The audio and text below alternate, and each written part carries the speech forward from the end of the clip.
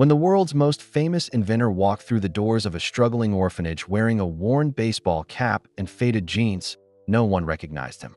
He called himself Ed Thompson and said he wanted to volunteer. What happened next would change everything. In the basement of St. Mary's Children's Home, a 7-year-old boy named Isaiah Williams was hiding a secret. Using soup cans and broken electronics, he had built something that would shock even Elon Musk's top engineers. But Isaiah wasn't just a genius. He was a dreamer who believed every child deserved the chance to reach for the stars. What Elon left behind at that orphanage wasn't money or equipment. It was something far more powerful. Something that would inspire a global revolution and prove that the most important inventions come from the most unexpected places. This is the story of how one disguised billionaire and one brilliant orphan changed the way the world thinks about children, dreams, and the unlimited power of believing in someone when no one else will. The old heating system at St. Mary's Children's Home made angry noises again. Maria Santos pulled her sweater tighter as she walked down the hallway.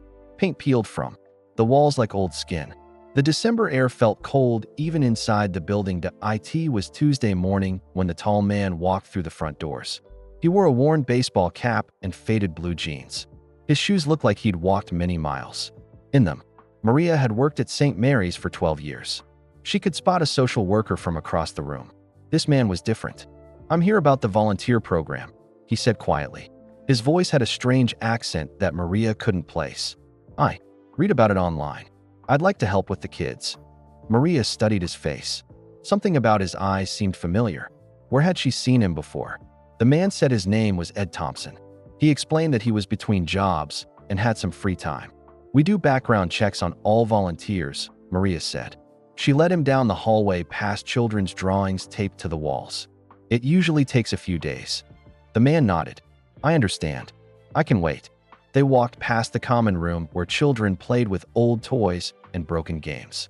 A small voice called out from inside. "Are you the new helper?" 7-year-old Isaiah Williams ran up to them. His shoes had holes in them, but his eyes sparkled with excitement. Isaiah had lived at St. Mary's since he was 3 years old. 3 different families had taken him home, but they always brought him back. They said he asked too many questions. They said he was too much work. "Maybe," the man said. He knelt down so he could look Isaiah in the eyes. "What's your name?" "Isaiah. Want to see my rocket?" Before anyone could answer, Isaiah grabbed the man's hand. He pulled him toward a corner where cardboard boxes were taped together. The boxes looked like a spaceship. The man's eyes went wide. "This is incredible engineering," he said in a serious voice. "Tell me about your fuel system." Maria watched in surprise. Most adults just smiled and said, "That's nice," when children showed them their toys. This man asked real questions. He listened to Isaiah's answers like they mattered. For the next hour, more children came over. 12-year-old Zara Ahmed usually didn't talk to grown-ups. She had learned that adults made promises they didn't keep. But she found herself showing this stranger her drawings of flying cars. He asked her about wind speed and engine power.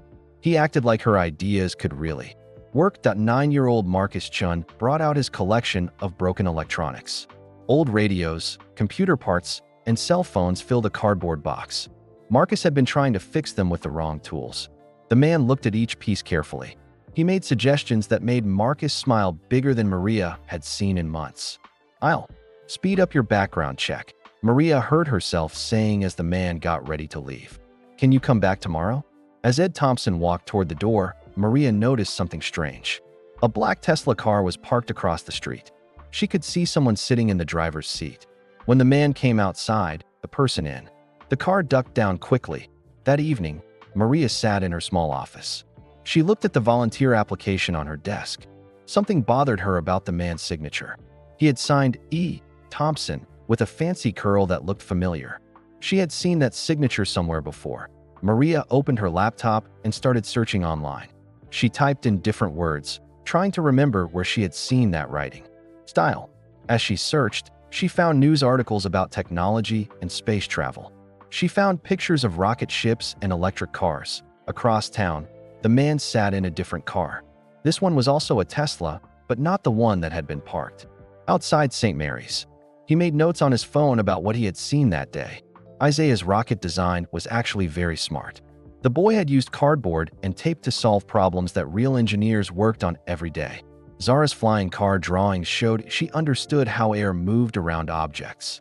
Marcus had been trying to fix a radio with a fork and some string, but his ideas about electricity were surprisingly good. The man looked at his phone screen. A news alert appeared. Musk's Neuralink achieves new milestone in brain-computer interface technology. He swiped it away without reading it. Tomorrow, he would go back to St. Mary's. For a few hours, he could just be someone who cared about kids with big dreams and broken toys. But he didn't know that one of those kids was hiding a secret. Isaiah Williams had built something in the basement of St. Mary's that would shock the world. The boy had created an invention that would soon make headlines everywhere.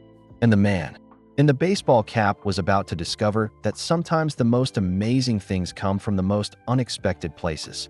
As Maria continued searching online, she found more pictures of signatures and handwriting. She found articles about a man who built rockets and electric cars, a man who wanted to send people to Mars, a man whose signature looked exactly like the one on her volunteer application. But she didn't put the pieces together yet. Not until it was almost too late. Not until Isaiah's secret changed everything. Outside St. Mary's, the winter wind blew through the broken fence. Inside, children dreamed of rockets and flying cars and radios that actually worked. And somewhere in the basement, a 7-year-old boy worked on something that would prove that genius can come from anywhere, even from the places where nobody expects to find it. Tomorrow would bring answers.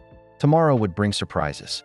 Tomorrow would be the day that changed everything for Isaiah Williams and the man who called himself Ed Thompson. But tonight, in a building with peeling paint and angry heating systems, children slept and dreamed of reaching for the stars. The next morning came too slowly for Isaiah Williams. He had been awake since 5 o'clock, waiting for the new volunteer to return. Would Ed Thompson really come back? Adults made promises all the time.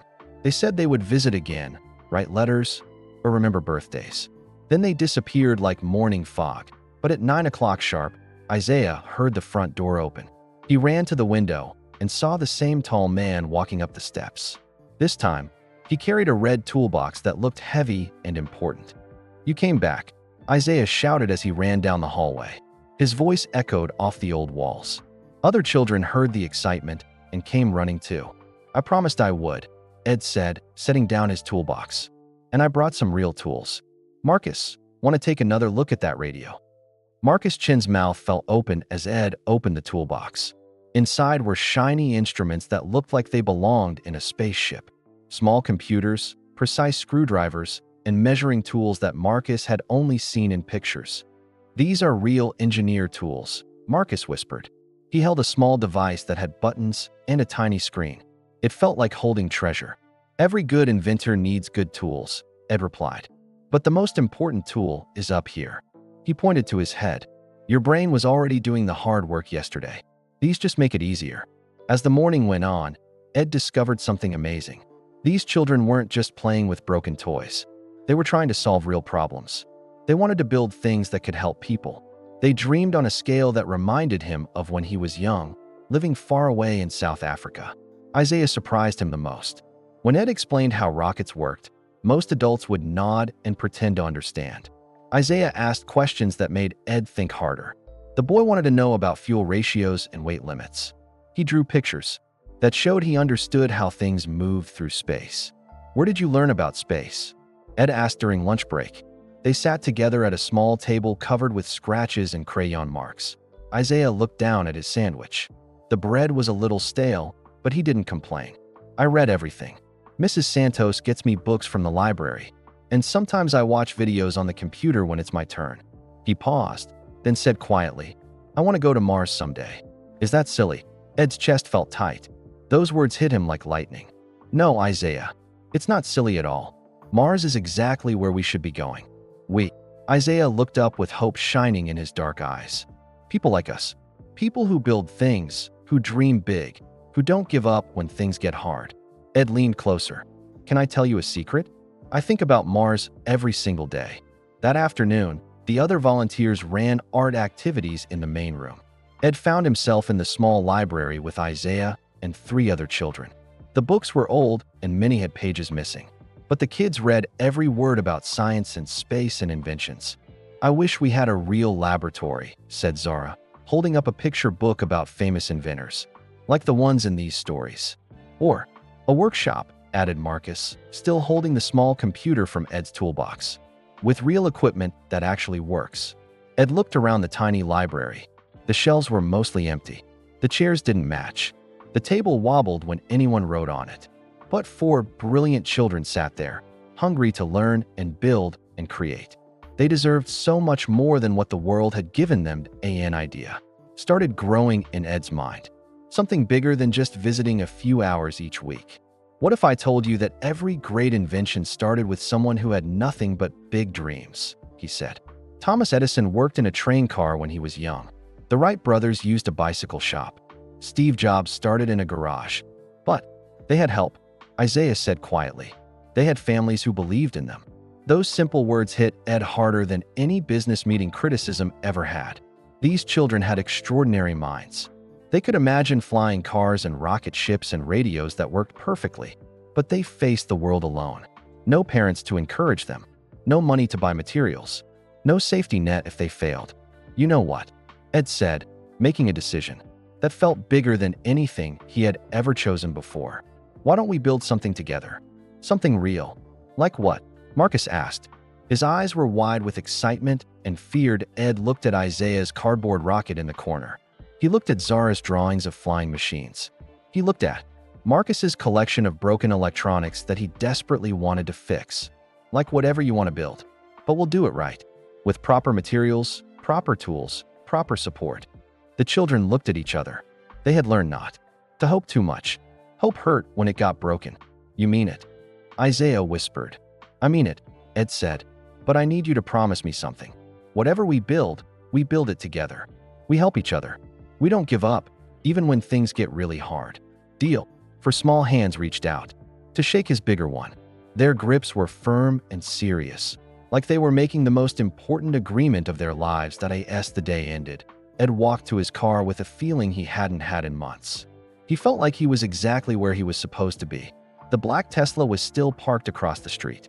This time he could see his security guard trying to look invisible and doing a terrible job. Ed pulled out his phone and called his assistant. "Keiko, I need you to set up a meeting with the facilities team. I want to talk about the old lab space at the Gigafactory." "What do you need it for, sir?" Keiko's voice sounded confused through the phone. Ed looked back at St. Mary's. Isaiah's face was pressed against a window, still holding the small screwdriver that Ed had given him. The boy was already planning what he would build tomorrow. "For the future, Keiko," Ed said. "For the future." As he drove away, Ed had no idea that Isaiah Williams was hiding something incredible in the basement of St. Mary's. Something that would make him question everything he thought he knew about genius, childhood, and what was possible when dreams refused to be stopped by broken circumstances. Tomorrow would bring discoveries. Tomorrow would bring surprises that would change both of their lives forever. 3 days later, Ed returned to find St. Mary's buzzing with unusual excitement. Children whispered in corners and pointed toward the basement stairs. Maria Santos met him at the front door. Her face looked worried and amazed at the same time. "Ed, I need to show you something," she said. Her voice was tight with emotion. "It's about Isaiah." Maria led him not toward the common room where the children usually played, but down a narrow staircase. Ed had never noticed these stairs before. They creaked with each step. The air grew cooler as they went down. "I found this yesterday when I was looking for Christmas decorations," Maria explained. She moved aside some stacked chairs that blocked a corner. "He's been working on it for months."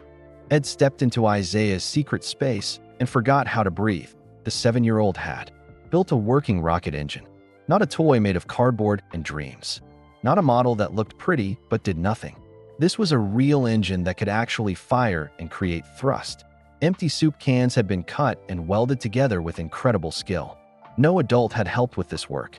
Copper pipes from old radiators had been bent into perfect cooling loops.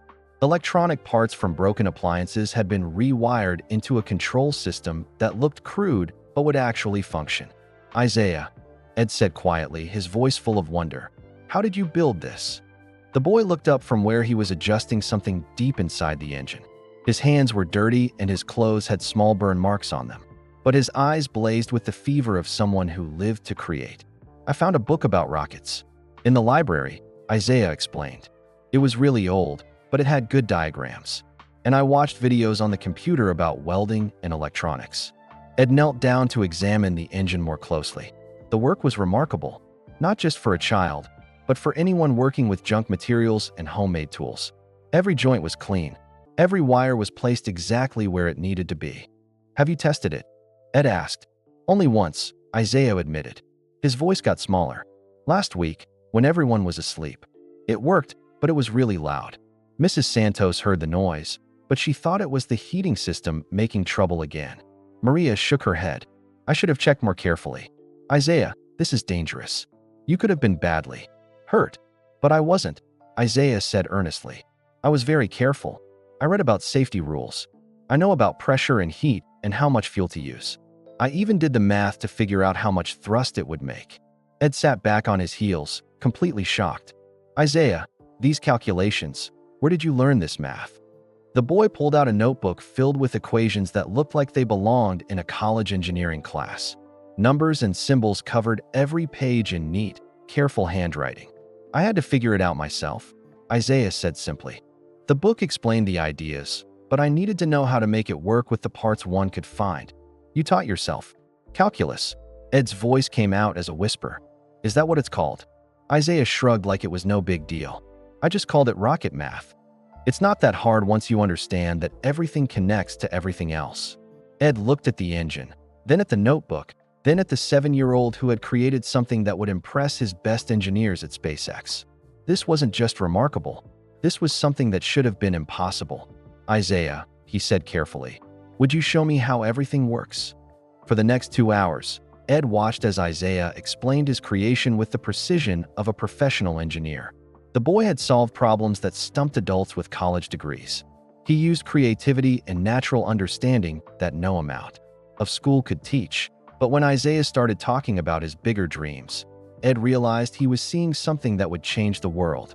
This is just the beginning, Isaiah said, pulling out more sketches from a hiding place behind some boxes. I've been designing a full-size rocket that could carry people to Mars. See, the problem with rockets today is that they're too heavy for the fuel they can carry.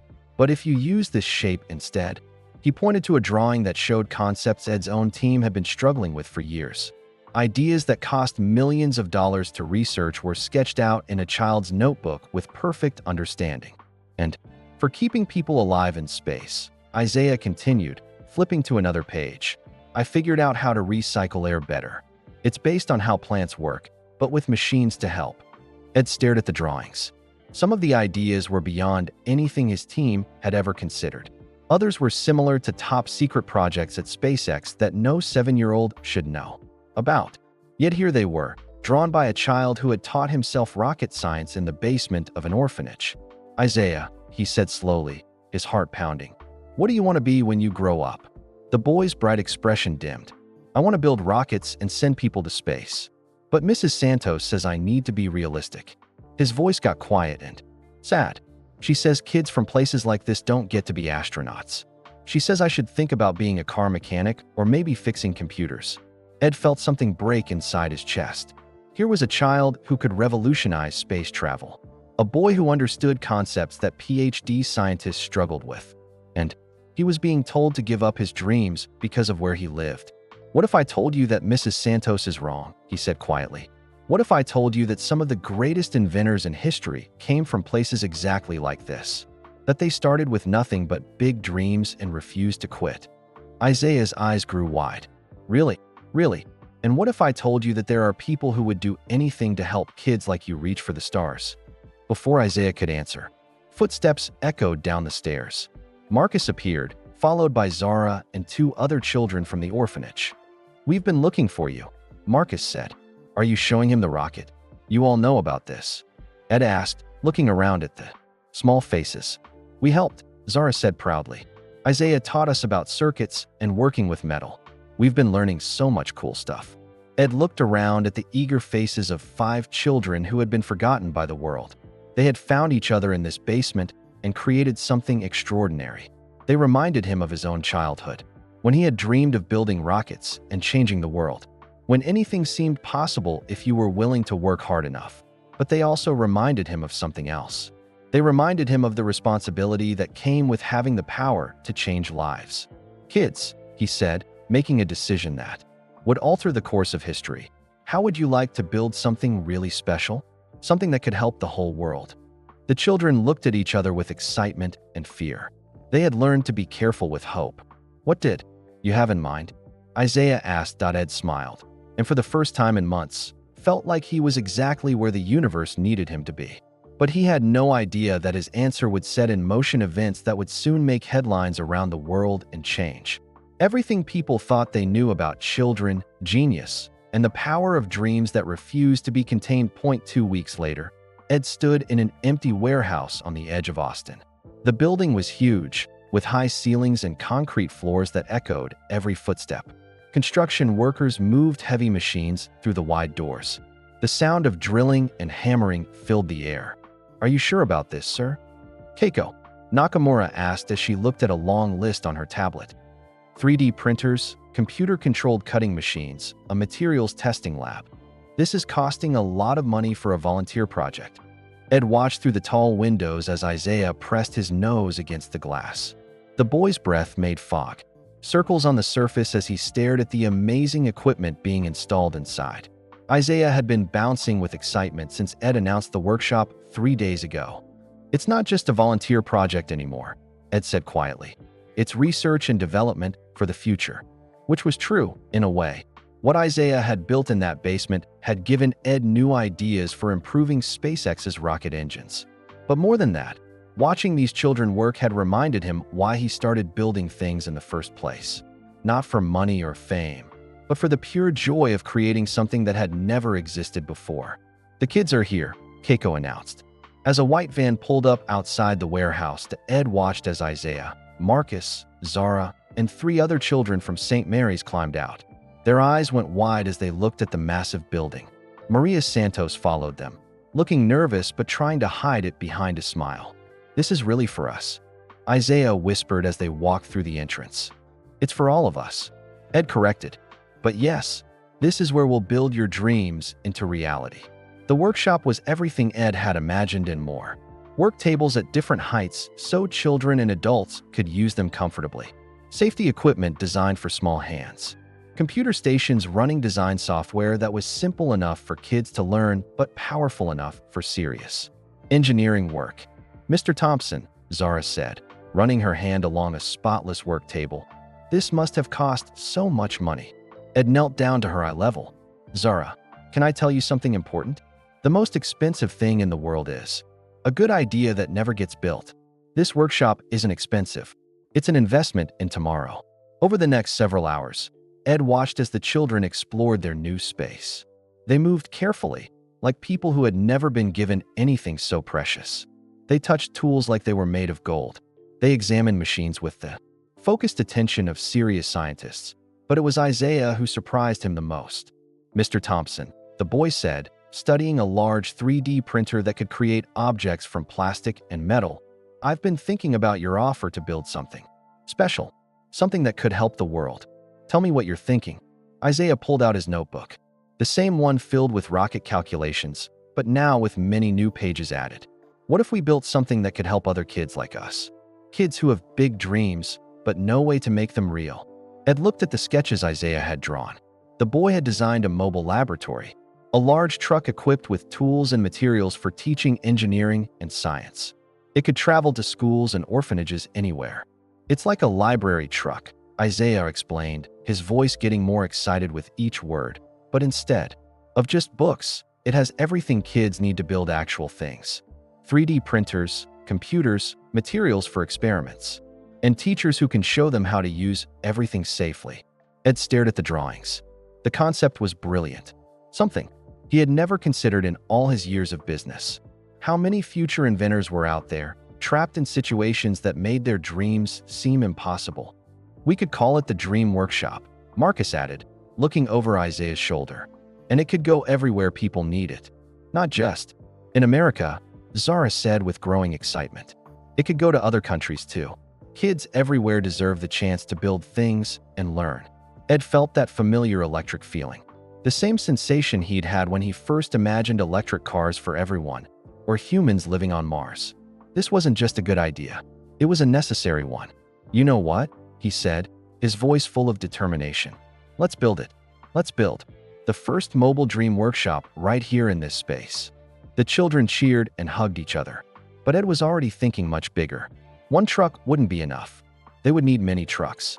They would need training programs for teachers. They would need partnerships with schools around the world. They would need massive funding. "Mr. Thompson," Isaiah said quietly, pulling him aside while the other children explored more equipment. "Can I ask you something personal?" "Of course, Isaiah. You're not really just a regular volunteer, are you?" Ed's heart stopped beating for a moment. "What do you mean?" "I mean, volunteers don't usually have workshops like this. And volunteers don't usually know so much about rocket engineering. And volunteers definitely don't have security guards following them around in black cars." Ed looked toward the parking lot. His security team was trying to blend in and doing a terrible job of it. "You noticed that?" "I notice everything," Isaiah said seriously. "It's what good engineers do. We observe and ask questions." "So who are you really?" Ed looked into the boy's intelligent eyes. The same eyes that had seen past broken materials to build a working rocket engine. The same eyes that had imagined a world where every child could chase their dreams without limits. "I'm someone who believes in kids like you," he said truthfully. "Someone who wants to help you build things that matter to the world. But you're someone important, aren't you? Someone famous that I might have seen on TV or the internet." Before Ed could answer, Marcus called out from across the workshop. "Hey, everyone come look at this. The computer has news websites on it." Ed and Isaiah walked over to find Marcus staring at a news site on one of the computer screens. The headline read in large letters, "Elon Musk missing for 2 weeks. SpaceX CEO's mysterious absence sparks wild speculation." The workshop fell completely silent. All the children turned to stare at Ed.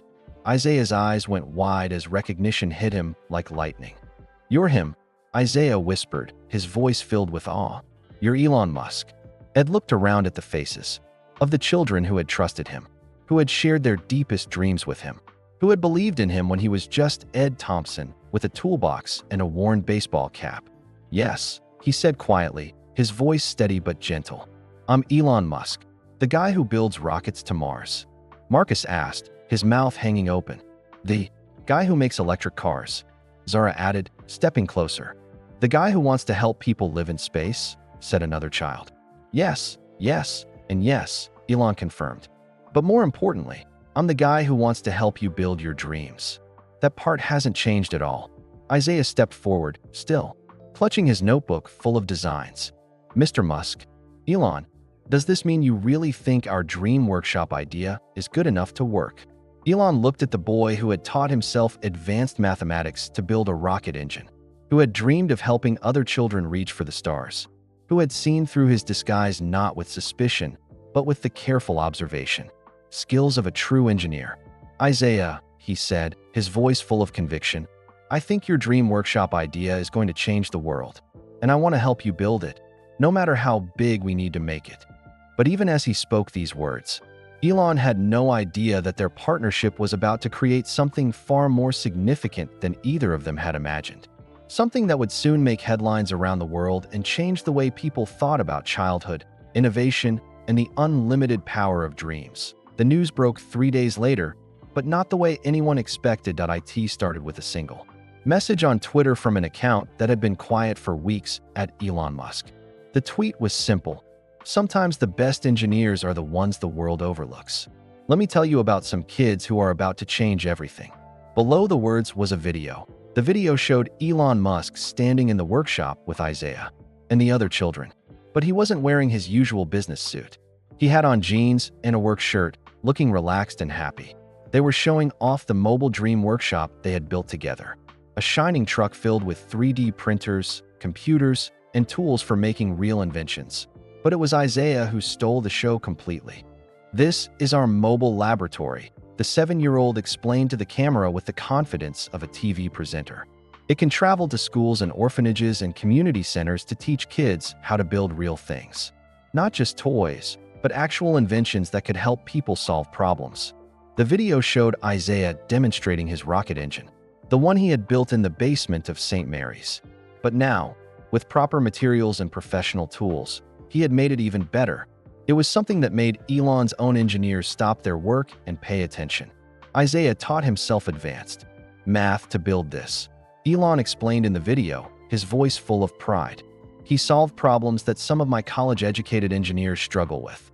And he did it with soup cans and parts from broken appliances. The video spread across the internet like wildfire. Within hours, it had been viewed millions of times at BY Evening. Every major news channel was running the story. Elon Musk discovers genius child in Austin orphanage. 7-year-old builds working rocket engine. Catches attention of SpaceX CEO. The boy who could change space travel forever. But Isaiah Williams was dealing with something more complicated than sudden fame. I don't understand why everyone is so surprised, he told Maria Santos as they watched the news coverage together at St. Mary's. I just built what I could see in my mind.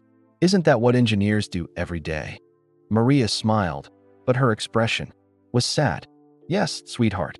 But most 7-year-olds don't have the ability to see what you see. But that's not fair, Isaiah said, his voice getting louder with frustration. Other kids could do this too if they had the right tools and someone to teach them properly. That's exactly why the Dream Workshop is so important. His comment was caught by a news crew that had somehow gotten inside St. Mary's. It became the soundbite that defined the entire story. Not the genius child angle that reporters wanted, but the idea that genius might be everywhere, waiting for the right opportunity to shine. The response was immediate and overwhelming. Within 48 hours, Elon's foundation received over 10,000 emails from schools, orphanages, and community centers asking for visits from the Dream Workshop. Major technology companies offered funding and equipment. Universities wanted to study Isaiah's learning methods. Hollywood agents called about book deals and movie rights. But the most important call came from Dr. Sarah Chun, the head of NASA's Youth Development Program. Mr. Musk, she said during a video conference that included Isaiah and the other children, we'd like to offer Isaiah a full scholarship to our advanced engineering program.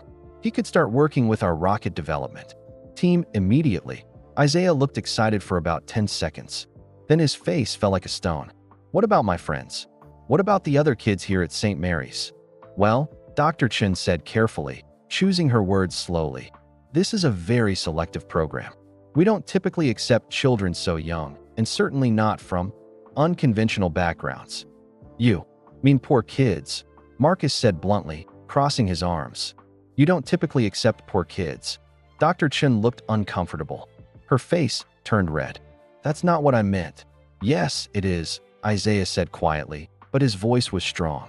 And that's exactly the problem we're trying to solve with the Dream Workshop. Elon watched the exchange with growing pride in these children. They understood something that many adults completely missed. Opportunity shouldn't depend on where you were born or how much money your family had. Dr. Chun, Elon said, his voice polite but firm. I appreciate the offer, but I think Isaiah and his friends have a better idea. They want to bring engineering education to kids who need it most. I think that's more important than any individual program. The call ended with Dr. Chun promising to consider funding for the Dream Workshop program. But Elon could tell she didn't really understand what they were trying to accomplish. The real breakthrough came that evening. Isaiah was working alone in the workshop, making his rocket engine design even better. Elon, he said, not looking up from his careful calculations, I figured out something really important today. What's that? The reason adults are so surprised by what I built isn't because it's impossible for a kid to do. It's because they think kids like me don't deserve the chance to try. Elon stopped what he was doing and looked at the boy who had become much more than just a bright student. Isaiah had become a teacher, showing adults what was possible when you gave children the tools and respect they deserved. You're absolutely right, Elon said. And that's why the Dream Workshop matters so much. I know, Isaiah said, but I also know something else now. This isn't just about building rockets or teaching engineering. It's about showing the world that smart kids are everywhere. In orphanages, in poor schools, in places where nobody expects to find them. He held up his notebook, now filled with designs for a much bigger Dream Workshop program. What if we didn't just build one truck? What if we built a whole network of them? What if we trained teachers and volunteers in every city? What if we made it so that no kid ever has to give up on their dreams just because they don't have the right resources? Elon looked at the drawings, at the carefully calculated budgets, at the step-by-step timeline that showed more strategic thinking than he had seen in many corporate meetings. "Isaiah," he said slowly, "are you asking me to help you start a revolution?" The boy looked up from his notebook. His eyes were bright with the same passion that had driven him to build a rocket engine in a dark basement. "I'm asking you to help me prove that every kid deserves a chance to reach for the stars, even kids like us who started with nothing." 2 weeks later, the announcement that would change everything was made.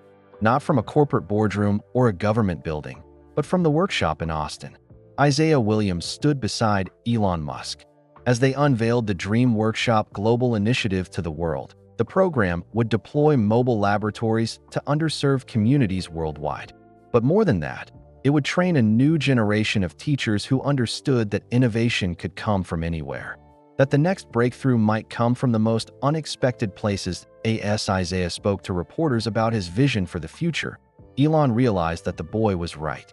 This wasn't just about education or engineering. It was about fundamentally changing how the world thought about children, potential, and the power of dreams that refused to be limited by circumstances. The revolution had begun. The announcement of the Dream Workshop Global Initiative created a media storm unlike anything Elon had experienced since the first SpaceX rocket launch. But this time, the attention wasn't focused on him. It was focused on Isaiah and the other children who had proven that genius wasn't limited by where you were born. Within a week, the story had spread across the entire globe. International news crews flew to Austin to film the Miracle Orphanage that had produced a child prodigy. The story was translated into dozens of languages. It inspired similar programs in countries as different as Kenya, India, and Brazil. But Isaiah Williams was struggling with all the attention. "I don't want to be famous," he told Elon during a quiet moment in the workshop. "I just want to build things and help other kids." "I understand," Elon said, remembering his own complicated feelings about fame. "But sometimes, to build the things that matter most, you have to let people know why they matter." The first real test of the Dream Workshop came sooner than anyone expected. A school district in Detroit had reached out, asking if the mobile laboratory could visit their struggling schools. The area was dealing with budget cuts, old equipment, and students who were losing hope. "Are you ready for this?"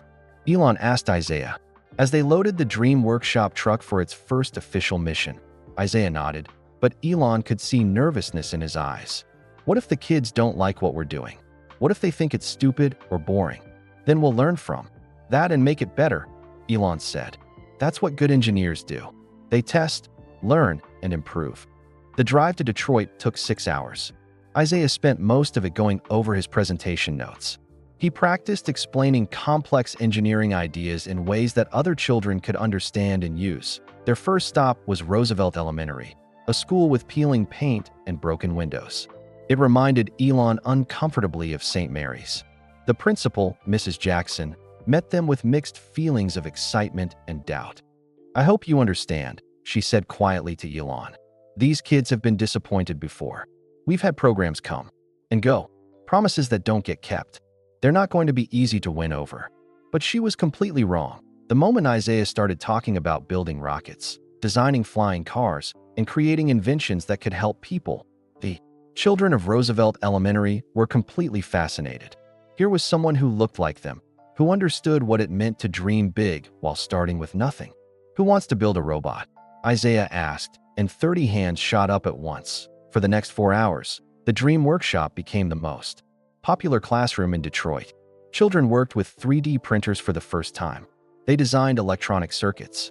They learned that engineering wasn't just for adults in white coats. It was for anyone with curiosity and determination. But it was 10-year-old Amara Johnson who provided the moment that would define the program's real success. Amara had been quiet during most of the presentation. She sat in the back with her arms crossed. She had been moved between foster homes 6 times and had learned not to get excited about things that might disappear. "This is all nice," she said when Isaiah asked for questions. "But what happens when you leave? The truck goes away, the tools go away, and we're back to the same old broken school with nothing." Isaiah looked at her for a long moment. Then he walked over to where she was sitting. "You're absolutely right," he said. If we just came here once and left forever, it would be like giving someone a fish instead of teaching them how to fish. That's exactly why we're not leaving. What do you mean? Isaiah pulled out a folder that Elon hadn't seen before. We're not just bringing the Dream Workshop to schools for one day. We're training teachers in every school to run their own programs. We're leaving behind basic tools and materials. And we're setting up a network so that kids in different schools can work together on projects. He handed Amara a tablet computer. This connects to students in 15 other cities who are working on similar projects. You can share ideas, ask for help, work together on inventions. The workshop truck might leave, but the community of young inventors doesn't. Amara looked at the tablet, then at Isaiah, then at the other children who were still working excitedly on their projects. So this is real? She asked, her voice full of hope and fear. This isn't just another program that's going to disappear. After a few weeks, it's real, Isaiah said with complete confidence. And it's going to grow bigger every day, because every kid deserves the chance to build something amazing. The success in Detroit led to more requests than they could possibly handle. Schools from across the country wanted the Dream Workshop. International organizations offered partnerships.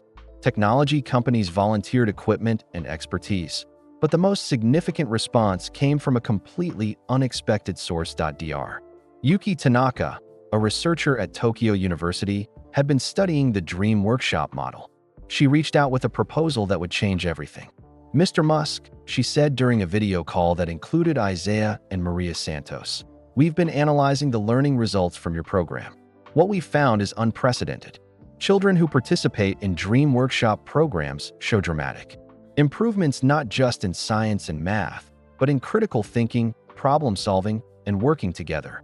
That's wonderful to hear, Elon said. But I sense there's something more you want to discuss. There is. We'd like to propose a formal research partnership. We want to study how the Dream Workshop model could be expanded globally, adapted to different cultures and educational systems. But more importantly, we want to understand exactly why it works so well. Isaiah leaned forward in his chair. I can tell you why it works. It's because we treat kids like they're smart instead of treating them like they're broken. Dr. Tanaka smiled widely. That's exactly what our preliminary research suggests. Traditional educational approaches often focus on what children can't do yet. Your program focuses on what they can imagine and build. The partnership with Tokyo University opened doors that Elon hadn't expected. Within months, the Dream Workshop model was being studied and adapted in 12 countries. Each location brought new insights, new challenges, and new success stories. But the most important development came from the children themselves. Elon, Isaiah said one evening as they worked together in the Austin workshop, I've been thinking about something even bigger than the Dream Workshop. Bigger how?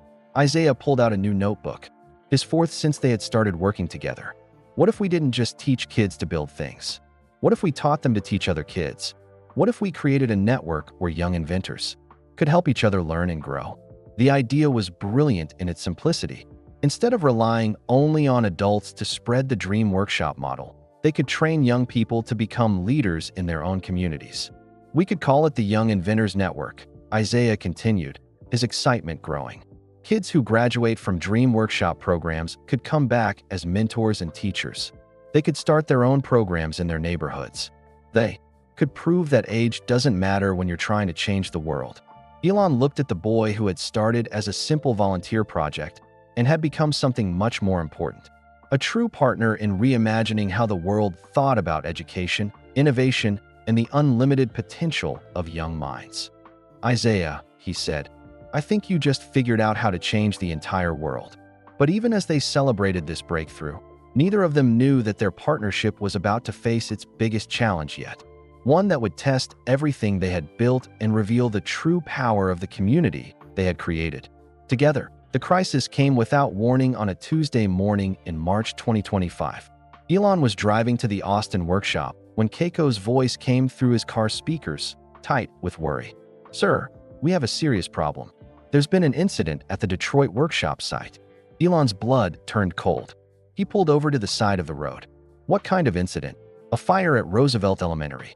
The school is completely gone. Sir, the Dream Workshop equipment, the teacher training materials, all the student projects. Everything has been destroyed. Thank goodness no one was hurt, but the program there is finished. Elon gripped the steering wheel as the news hit him like a punch. There's more, isn't there? Yes, sir. Initial police reports suggest the fire may have been set on purpose. Someone didn't want the program to succeed. By the time Elon arrived at the workshop, the terrible news was already spreading across the internet. Isaiah sat at a computer, reading article after article about the fire. Tears streamed down his face as he scrolled through the destruction. They destroyed everything, Isaiah whispered, his voice breaking. All the projects the kids were working on. The robot that Marcus helped design from here. The solar panel system that was supposed to power the whole school. Everything the kids dreamed of building. Elon knelt beside Isaiah's chair, feeling completely helpless. We can rebuild it all. We can replace every piece of equipment, start the program over from the beginning. But what about the kids? Isaiah asked, looking up with red, swollen eyes. What about Amara and all the others? They finally believed that someone cared about their dreams, and now it's all gone. They'll think it was just another broken promise. Before Elon could find words to comfort him, his phone rang. The caller ID showed a number from Detroit. Mr. Musk. The voice was young but strong. Familiar. This is Amara Johnson, from Roosevelt Elementary. Amara, I'm so sorry about what happened to your school. We're going to rebuild everything, I promise you that. That's not why I'm calling, Amara said, and her voice was stronger than Elon had ever heard it. I'm calling because we're not going to let them win. What do you mean? The kids from Roosevelt. We're all here at the community center right now. We saved our project files on the tablets you gave us. We've been talking to the other schools in the network, and we have an idea. Elon put the phone on speaker so Isaiah could hear every word. We want to rebuild the program ourselves, Amara continued with determination. Not just at Roosevelt, but everywhere. We want to show whoever did this terrible thing that you can burn down a building, but you can't burn down an idea. Isaiah's eyes went wide with amazement. Amara, that's incredible. But how can you do something so big? Remember what you taught us about the Young Inventors Network? About kids teaching other kids? We've been talking to students in Austin, Los Angeles, Miami, even some kids in Tokyo that Dr. Tanaka connected us with. We want to organize a global build day. The idea was absolutely amazing. Children from around the world would work at the same time on projects that showed the power of the Dream Workshop model. They would broadcast their work live on the internet. They would share their successes and failures. They would prove that innovation couldn't be stopped by fear or violence. We've already got 50 schools signed up, Amara continued, her excitement growing. And more are joining every hour. The kids in Tokyo are going to work on water cleaning systems. The students in Los Angeles are building communication devices. And we're going to rebuild the solar panel project that was destroyed in the fire. Elon looked at Isaiah, who was nodding enthusiastically, his tears now forgotten. Amara, this is brilliant. But you'll need coordination, materials, technical support. We know, Amara said confidently. That's exactly why we're calling. We need the Dream Workshop Network to help us. Not to do it for us, but to help us do it ourselves. The next 2 weeks were a whirlwind of activity. Children from around the world coordinated through video calls. They shared designs through online software. They supported each other through the network Isaiah had envisioned. But it was the response from unexpected places that truly amazed Elon. A group of retired engineers in Phoenix volunteered to help students through video calls. A technology company in South Korea donated 3D printers and materials. Most surprisingly, NASA reached out to offer technical guidance for the more ambitious projects. Dr. Chun, Elon said during a video call with the NASA official who had initially only wanted to recruit Isaiah, "What changed your mind about our program?" These children did, Dr. Chun admitted, looking embarrassed about her earlier attitude. When I saw kids from a burned-out school in Detroit organizing a global response, when I saw them turning tragedy into triumph, I realized we've been thinking about education completely wrong.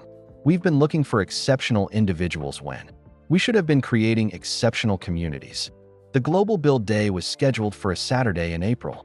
By the morning of the event, over 200 schools and organizations in 47 countries had signed up to participate. Isaiah woke up early, nervous but excited. The Austin workshop would serve as the central hub, coordinating with sites around the world and broadcasting the day's activities live. "Are you ready for this?" Elon asked as they set up cameras and testing equipment. "I think so," Isaiah said. "But Elon, what if we fail? What if the projects don't work? What if we can't prove that kids can do amazing things?" Elon looked at the boy who had grown from a quiet 7-year-old into a confident leader. "Isaiah, do you remember what you told me the very first day we met? About wanting to go to Mars?" "Yeah. You didn't ask me if it was possible. You didn't ask me if you were smart enough or old enough. You just said that's what you wanted to do. That's not failure. That's the beginning of everything that matters in life." At 9 a.m. Austin time, the Global Build Day began. Children from Detroit to Tokyo, from Lagos to London, started working on projects that would demonstrate the power of working together and never giving up. In Austin, Isaiah and the other St. Mary's children worked on a communication system that would allow the Mobile Dream Workshop to stay connected with remote schools. In Detroit, Amara and her team rebuilt their solar panel project using materials donated by supporters around the world. In Tokyo, Dr. Tanaka's students created water purification systems that could be used in disaster zones. But it was a surprise participant that provided the day's most powerful moment. "Austin, this is Sao Paulo," came a voice through the communication system.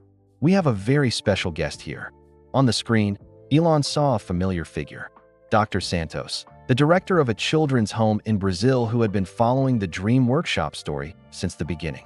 "We have 30 children here who have been working on projects inspired by Isaiah and his friends," Dr. Santos explained. "They've built a water collection system for our neighborhood, and they want to show it to their hero." Isaiah's face lit up like the sun as he watched children on the other side of the world demonstrate an invention that could provide clean water to hundreds of families. "Isaiah," Dr. Santos said, "these children want you to know that you've shown them that being an orphan doesn't mean giving up on your dreams. It means you have to fight harder to make them come true." By the end of the day, the results were extraordinary. Not every project worked perfectly, but every child had learned something important about persistence, collaboration, and the power of shared dreams. The Global Build Day had proven something that Isaiah had understood from the very beginning. Innovation wasn't about individual genius working alone. It was about communities of people supporting each other to reach for something better. But the day's true significance would only become clear when the final surprise was revealed. A surprise that would make headlines around the world and change how people thought about the future of education forever. As the Global Build Day drew to a close, Isaiah stood in the Austin workshop, exhausted but filled with joy. Children from around the world were still connected through video links, sharing their successes and celebrating their failures as learning opportunities. "Isaiah," Elon said, walking over with a tablet in his hand, "there's something incredible I need to show you." On the screen was a breaking news report from CNN. The headline read, "Global Build Day inspires unprecedented response. World leaders commit to education revolution." But it wasn't the headline that made Isaiah's breath catch. It was the footage. The report showed clips from Build Day events around the world, but also something else. In city after city, adults had gathered to watch the children work. Parents, teachers, community leaders, and government officials had witnessed firsthand what was possible when young people were given the tools and respect they deserved. In Detroit, the reporter said, the mayor has announced a $50 million investment in science and technology education programs based on the Dream Workshop model. In Tokyo, the Japanese government has committed to putting similar programs in every public school. And in Sao Paulo, a coalition of South American countries has agreed to create a continental network of mobile learning laboratories. Isaiah stared at the screen, hardly believing what he was seeing. "This is because of what we did today. It's because of what you've been doing all along," Elon said. "You prove that children aren't just the future. They're the present. They're capable of solving problems, creating solutions, and inspiring adults to do better right now."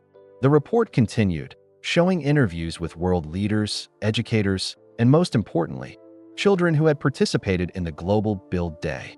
What started as one boy's dream to build a rocket in the basement of an orphanage has become a worldwide movement, the reporter concluded. The Dream Workshop global initiative has proven that innovation and genius aren't limited by age, circumstances, or background. They're limited only by our willingness to provide opportunity and support. As the news report ended, Isaiah looked around the workshop at the faces of his friends from St. Mary's, at Elon, at the cameras that had broadcast their work to the world. "I have something to tell you all," he said quietly, his voice carrying the weight of someone far older than his 8 years. The room fell completely silent. "When I first built that rocket engine in the basement, I wasn't trying to be famous or change the world. I was just trying to prove to myself that I could do it. That being an orphan didn't mean I had to give up on my dreams." He paused, looking at each of his friends in turn. "But somewhere along the way, I realized that it was never just about me. It was about all of us. All the kids who get told they're not smart enough, not important enough, not worth investing in. All the kids who have big dreams, but no way to build them." Isaiah walked to the center of the room, where a large screen still showed connections to dream workshop sites around the world. "Today, we prove that those people are wrong. We prove that kids can solve problems, create solutions, and inspire adults to be better. We prove that the future isn't something that happens to us. It's something we build together." He looked directly at Elon. "And we prove that sometimes the most important thing an adult can do is get out of the way and let kids show them what's possible." The room erupted in applause, but Isaiah held up his hand for silence. "But there's something else I want to say. Something I've been thinking about since the fire in Detroit." The mood in the room shifted, becoming more serious. "Whoever burned down Roosevelt Elementary thought they could stop us by destroying our tools and our workspace. They thought that if they took away our equipment, we'd give up and go back to being quiet, invisible kids who don't matter." Isaiah's voice grew stronger, more confident. "But they were wrong, because they didn't understand what we've built here. They didn't understand that the Dream Workshop isn't about the tools or the building or even the projects. It's about the idea that every child deserves the chance to reach for the stars." He gestured to the screen showing children from around the world. "And ideas can't be burned down. Ideas can't be destroyed. Ideas can only grow stronger when people try to stop them." The children and adults in the room were completely silent, mesmerized by the 8-year-old who spoke with the wisdom of someone who had learned to turn pain into purpose. "So to whoever burned down Roosevelt Elementary, and to anyone else who thinks they can stop us, I want you to know something. We're not going away. We're not going to be quiet. We're going to keep building, keep dreaming, keep proving that kids matter." Isaiah looked around the room one final time. "And we're going to keep reaching for the stars, because that's what dreamers do. That's what builders do. That's what we do." The applause this time was deafening, but it was quickly joined by something else. The sound of children's voices from around the world, connected through the Dream Workshop network, cheering and celebrating and promising to keep building. Together, as the celebration continued, Elon pulled Isaiah aside. "You know," he said quietly, "when I first walked into St. Mary's, I thought I was going to help some kids with their science projects. I had no idea I was going to meet someone who would change how I think about everything." "What do you mean?" "I mean that you've taught me something important. I've spent my career trying to solve big problems. Climate change, space exploration, sustainable energy. But I was trying to solve them alone or with teams of adult experts." Elon knelt down to Isaiah's level. "You've shown me that the biggest problems in the world aren't going to be solved by individual geniuses working in isolation. They're going to be solved by communities of people, including kids, working together, supporting each other, and refusing to give up on their dreams." Isaiah smiled. "So what happens now?" "Now," Elon said, "we keep building. We expand the Dream Workshop network to every country, every community, every place where kids have big dreams and need support to make them real. We prove that innovation isn't limited by age or circumstances, and we make sure that no child ever has to choose between their dreams and their reality." He stood up, looking out at the workshop where children and adults were still celebrating, still connecting, still building together. "And who knows, maybe someday, one of those kids will be the one who gets us to Mars. Maybe it'll be you. Maybe it'll be someone we haven't met yet, working in a basement somewhere, building something amazing with whatever materials they can find." Isaiah nodded, then looked up at Elon with a huge grin. "Or maybe," he said, "we'll all go together. Because the best adventures are the ones you share with your friends." As the day ended and the global connections slowly signed off, the Austin workshop remained buzzing with activity.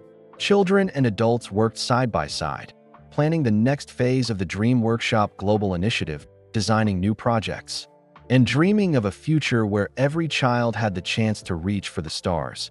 And in the corner of the workshop, barely visible among all the high-tech equipment and gleaming tools, sat a small cardboard rocket. The original creation that had started it all, now carefully preserved as a reminder that the most important inventions often come from the most unexpected places. The headline the next morning read, "8-year-old orphan inspires global education. Revolution, Dream Workshop initiative expands to 100 countries." But for Isaiah Williams, the real headline was simpler. Dreams do come true, especially when you build them together. The man who had walked into St. Mary's as Ed Thompson had left something behind that would indeed make headlines.